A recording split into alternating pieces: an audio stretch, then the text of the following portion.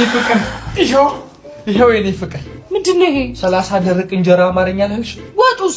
ስለ ወጡ አልተነጋገርም። እኔ ደረቅ እንጀራ አማርኛ ስለ ወጡ መብላት ያንተ ኃላፊነት ነው እንዴ? 30ም ላይ ፈጣሪ ብቻ። ይሄንንም የመስሪያ ቤት ጓደኞችን የዝን አንዳንድ እንጀራ አምጡልኝ ብዬ ነው ተቀብዬ መጣሁ እንጂ በእኛ ኑሮ 30 ደረቅ እንጀራ ላመጣልሽ ደፋ።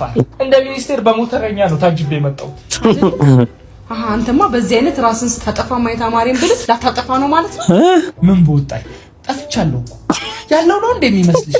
አንቺን ያገኘው ጊዜ ነው የጠፋሁት ወይ አንቺ ያረገሽው ሂትለር ነው ማለት እንዳለ ጥፋት ብቻ። ድሮስ ያንተ ልጅ አይደል? ምን ነው ያኔ እንደ አነር ተነፋፍተ ላይ ላይ ስትሰፍር ትዝ አላለ? ስድ የዛኔማ ራሴን መቻውቅ ነበር። እንደውም ቁርጥ ወቅ ውሽም አምሮኛል። አዎ ግማሽ አምሮኛል ስለሆነ ግማሹን አንተ ሙላው ብለሽ ነበር። አዎ እኔም እኮ አልነግርሽም ብዬ ነው እንጂ አምሮኛል።